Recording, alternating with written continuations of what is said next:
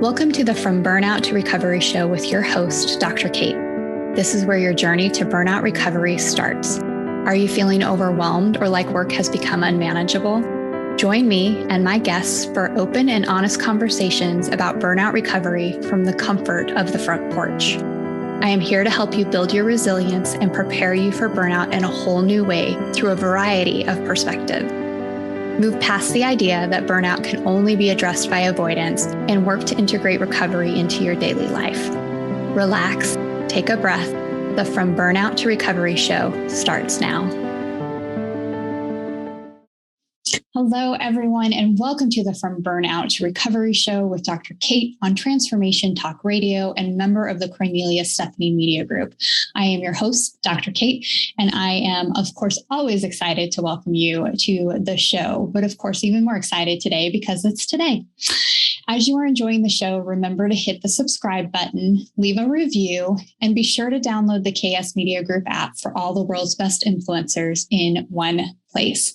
Very excited about our guest today. Jess Ekstrom is the founder and CEO of Headbands of Hope, a company that donates headbands to kids with illnesses with every headband sold. Headbands of Hope has been featured on The Today Show, Good Morning America, QVC, The View, and worn by celebrities like Kelsey Ballerini and Khloe Kardashian.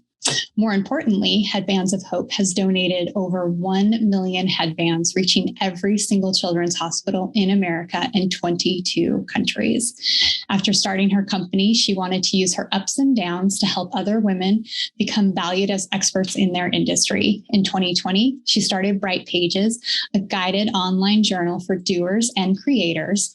Jess is also the best-selling author of Chasing the Bright Side and creator of online courses and communities for women to become paid keynote speakers and get book deals. Jess lives and travels, although I think this is a little bit different. You used to travel full-time in your Airstream with your husband, Jake, and your 70-pound dog, Ollie. Jess, welcome to the show. Thank you. I know I realized I need to change that last line. It was like 3 years of being in the Airstream and now we're officially back. So yes, but you did spend a great length of time traveling. Yes, it was definitely more than we had anticipated. Well, Jess, I'm so grateful to have you joining us. So we've been connected for a long time now, but I remember in just watching, and I think you openly shared with your community last year about kind of your own struggles with burnout and needing to take a step back. And that was one of the reasons why I reached out and was like, I really would love you to come talk to my audience members about this. So just, if you would, tell us a little bit more about yourself and in that moment and anything else you'd like to share. Yeah, well, and honestly, that was what really drew me to the work that you were sharing on LinkedIn, was because I was so tired of the articles and things that were telling me that, the 5 things you should do before you, sip your coffee. And I'm like, oh my gosh, I can't run any faster. I mean, I started my company when I was 19 and it was like, I had this like burning passion to start this business. And then you just never clock out and it just keeps going. And it's incredible. But at the end of the day, I had lost my ability to self-soothe, It's like, I just could not turn it off. And a part of me loves the process of creating things, as you can tell. Like, I love solving problems. But I think it was less about the amount of work I was doing and more what I was making it mean. I was making it mean everything was connected to my self-worth, like the ups and the downs. When things were good, I was good. And when things were bad, I was bad. And it's a really dangerous place to be, weaving the outcomes of your work, which have natural ebbs and flows, to your worth as like a human being. I mean, it's such a roller coaster. And so it was our last summer in the Airstream last year. And I had realized that like, yes, we'd been traveling in an Airstream for 3 years, but so much of it was like, finding like coffee shops so I could download emails, or my husband dropping me off in like Salt Lake City at the airport and then picking me up in, LA at the next airport. And I just really wanted to be present for this last summer. And so I shut everything off. I didn't do social media. I had pre-scheduled, posts, deleted email from my phone, prepped, my team, which I'm, fortunate where I can delegate on things that I needed them to pick up. And I was really rigid about my schedule for 3 months. And this cloud, started to lift, but then I almost like couldn't go back. I had built it up so much in my head, like what work meant, that I was having like analysis paralysis to come back to work. And then my grandpa, who I was very close with, passed away last summer, and he had an amazing life. Like, it was his time, but after his passing and really like reflecting on his life, I'm like, he did not care what anyone thought of him. And he lived his life unapologetically himself, taking up as much space as he possibly could. And I was like, what am I doing? Sitting over here, like waiting to be tagged in.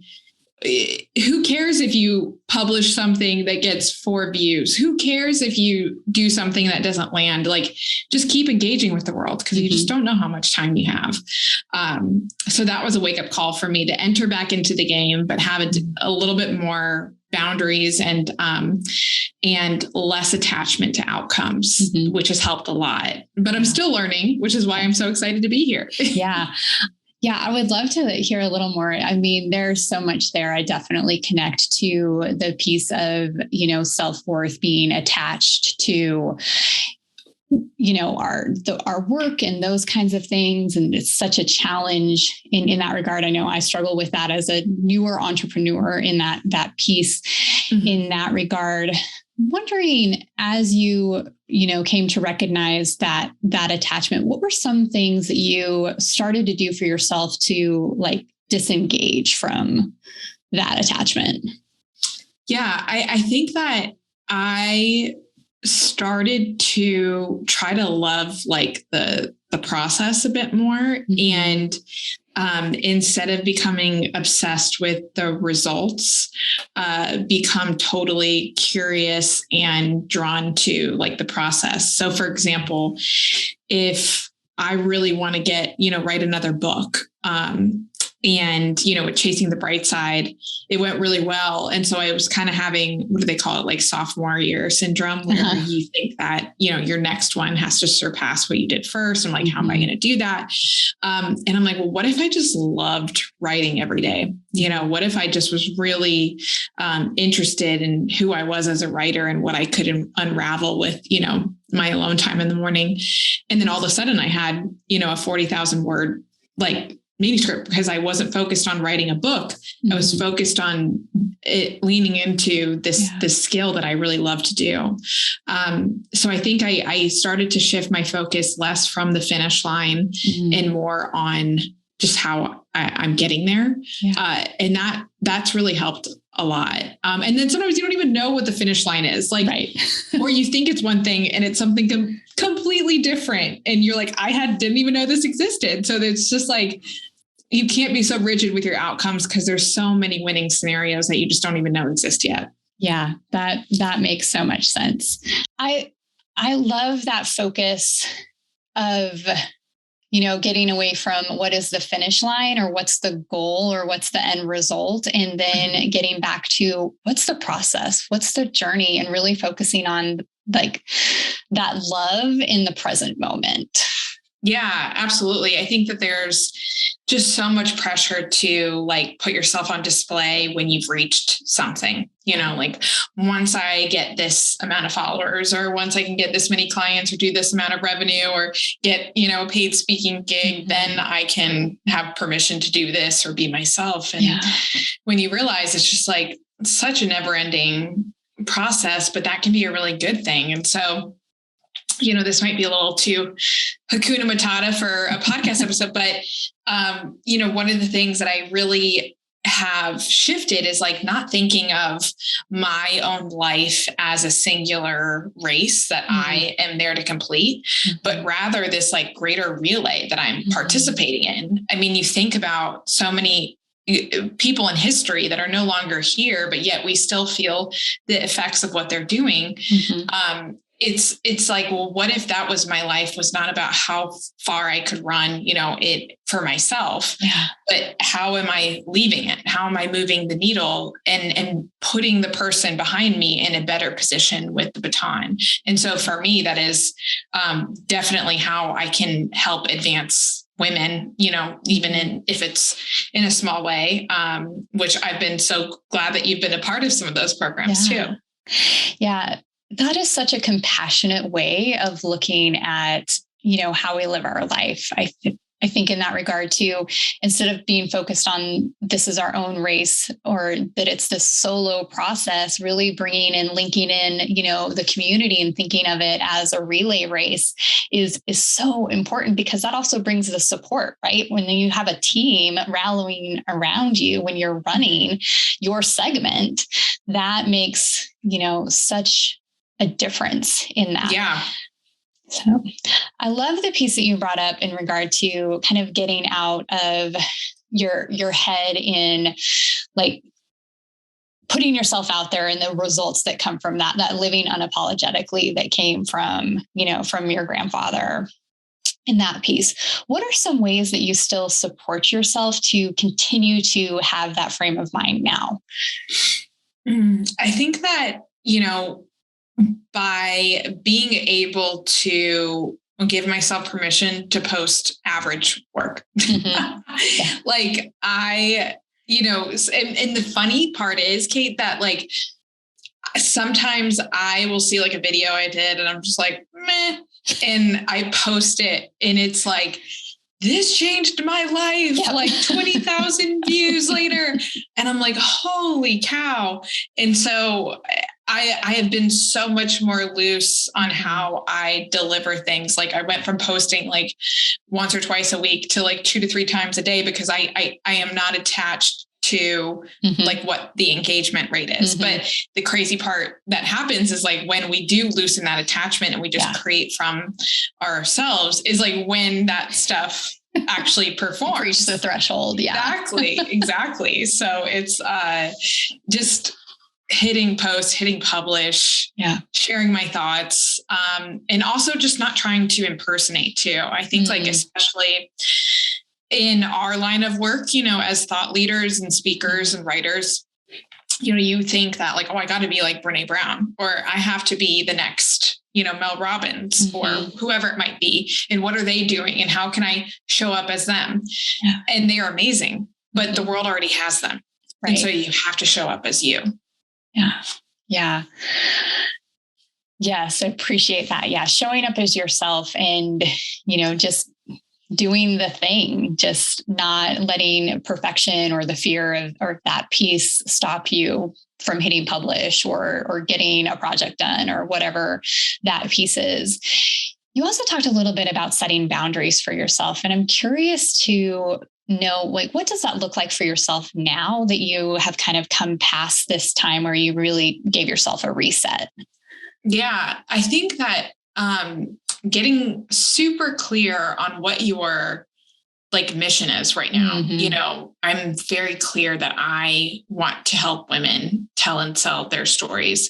And so all the opportunities and things that come my way that don't line up with that mission, I have a very easy conscience of passing on that, where before, to say no was like a 3-day process of like drafting it in my notes app and like, meeting with a therapist. And I'm just like, if it's not serving the thing that I'm here to do, then it's taking away from it. And so I wouldn't want someone to say yes to me to do something that didn't align with what they were focusing on. So, and also just not feeling like you just don't have to explain yourself either. Yeah.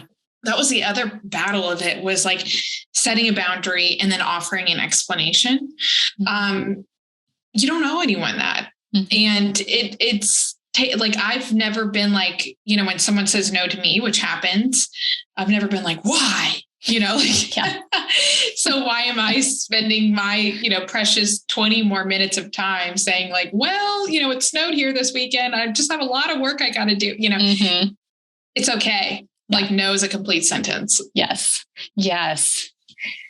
No is a complete sentence. I think that that's something that, when we're in the throes of burnout, it can be really hard to remember that you don't owe an explanation.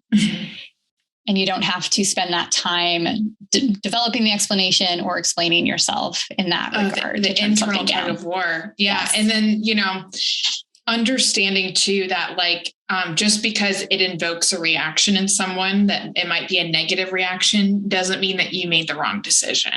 That would be the other thing too, is like, if I said no to someone and they got upset, I would immediately regret my response of saying no, or what could I have done differently? Should I have sugarcoated it more? I'm like, no, I am not responsible for how they react. That's just their business, not mine. So releasing yourself of what their response is, but 99% of the time they're like, great, sounds good. Okay. See you Friday. Yeah.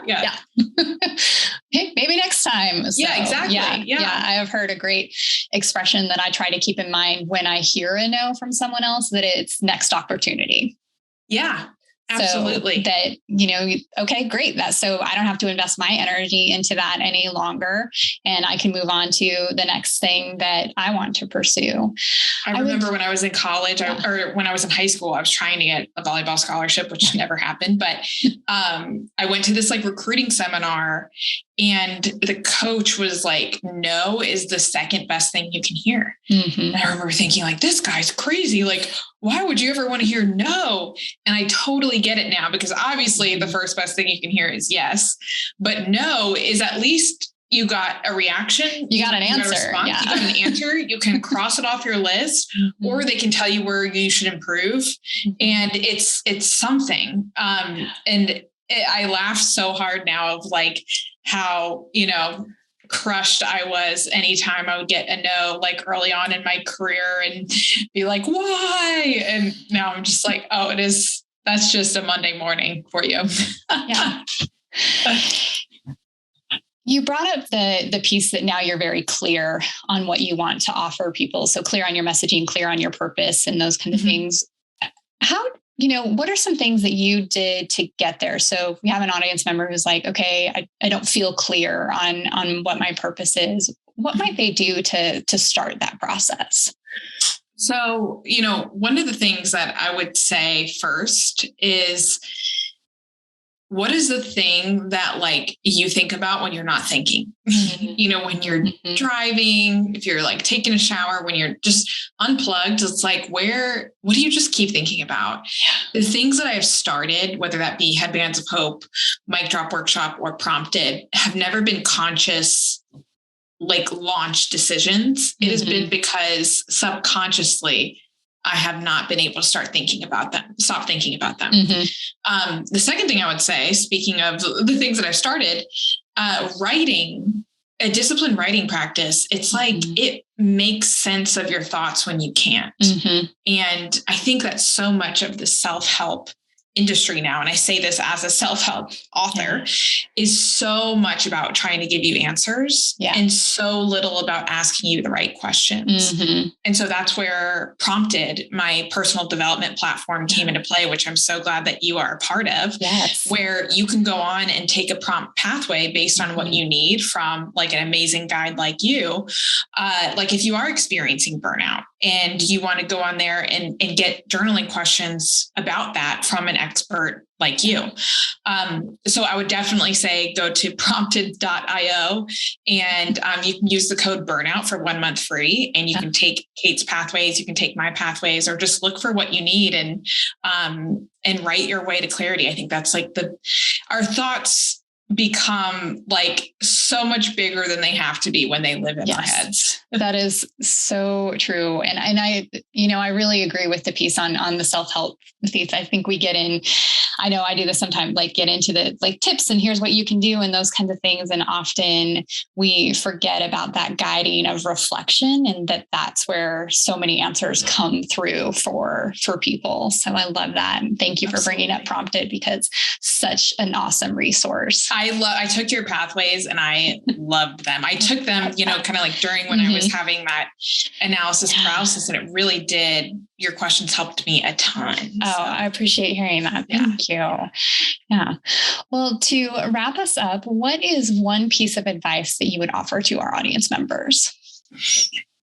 One piece of advice that I would offer is so I was actually reflecting on this morning. I was doing an article and it asked me what's like a quote that has lived with me. Mm-hmm. And when I was a kid, I did Outward Bound, which is like, they drop you off in the middle of the woods. And I was like, Mom, this is stupid.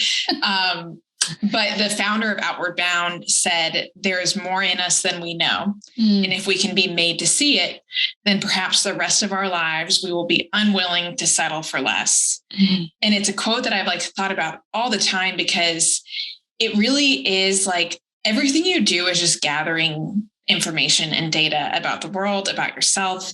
And every time you put yourself out there and try new things or reach further than you thought you could, you're just like giving yourself evidence that like you're bigger and better than you thought. And so every time you like fail and you come back, you're just realizing like your resilience and your potential, and you're just literally feeding yourself evidence and gathering information that says that. So I think that, the more that we can just engage unapologetically without attachment to outcomes, the more we're going to learn about ourselves, the world, and like our place in it. So that would be my advice. I love that.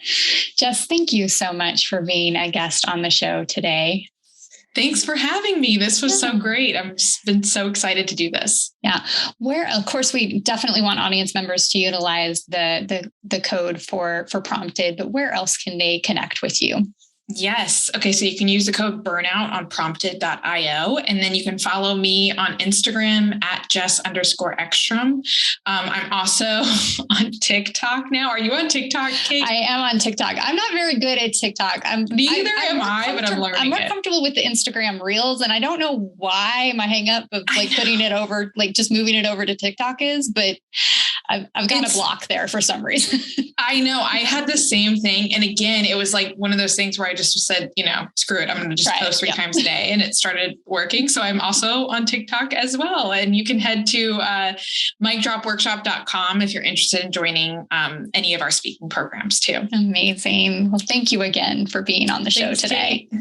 What an amazing conversation with Jess Ekstrom, talking about her own experience with burnout, that really taking a step back and what she does for herself now to support her in not getting back to that space. Remember, if you haven't yet, to make sure you subscribe and follow. We would also love to have you review this episode or any others, the show, and share it with someone who needs to hear this important message. Today, as we move into our recovery moment, again, our reminder for making sure you do so in a safe space. We are going to be focusing on a body scan. So we're really going to focus on the contacts of our body. And I love this because it's a really grounding exercise. So go ahead and get yourself comfortable. Start to lean in as we start our practice. The body is always in contact with something, whether it's a chair, the ground, your bed, or the air around you. This offers a powerful way to tune into your present time experience. You can be mindful of these points of contact anytime, in meditation or throughout your daily life.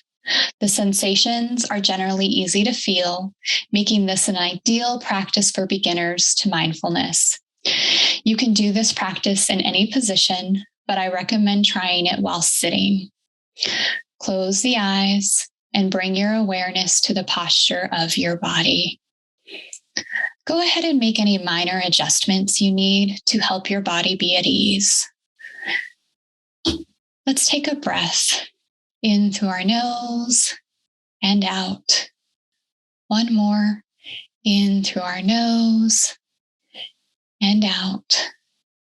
Let's begin by noticing the places where the body is touching something else. Can you feel the contact between your feet and the floor?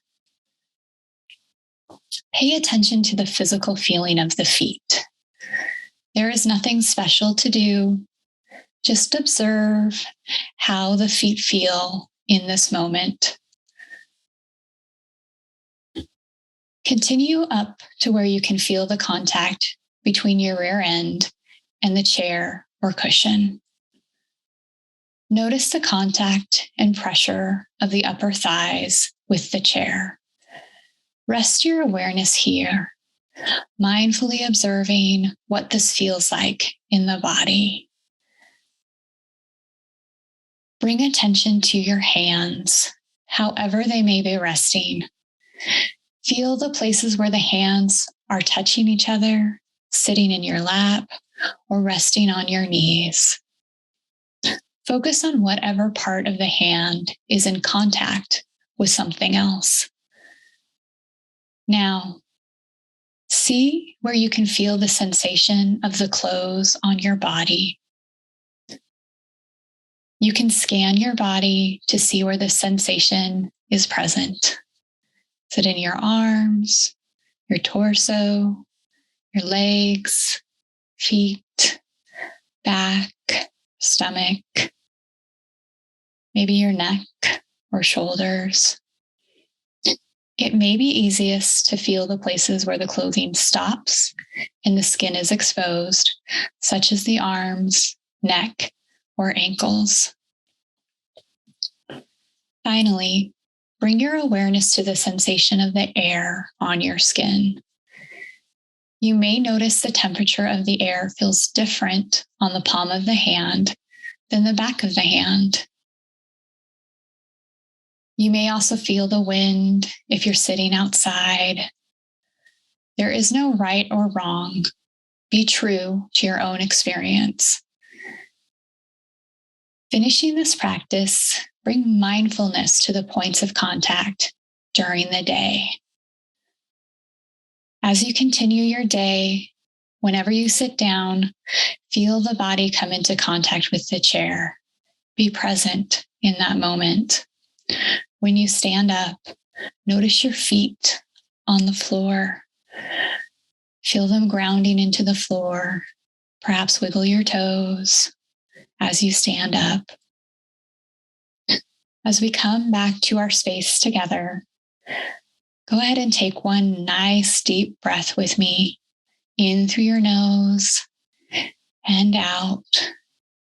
And when you're ready, you can open your eyes, look around, maybe stretch out a little bit, bring your shoulders away from your ears, allow your jaw to relax a little, maybe roll your neck and your head around as you come back into this space. Remember, for more recovery moments, you can follow me at Dr. Kate Steiner on Instagram, and be sure to subscribe to the From Burnout to Recovery show on YouTube. I'm so grateful to our guest, Jess Ekstrom. I hope that you all take advantage and try Prompted with the code Burnout, so that you can get a feel for what those guided prompts look like and to support you in your own reflection. Thank you for joining us on the From Burnout to Recovery show with Dr. Kate on Transformation Talk Radio. I'm Dr. Kate, and I wish you peace on your journey. Thank you for joining me on the front porch today. Remember that you can download your free Burnout to Recovery Reflection Journal on my website, drkatesteiner.com. And as always, be well, my friends.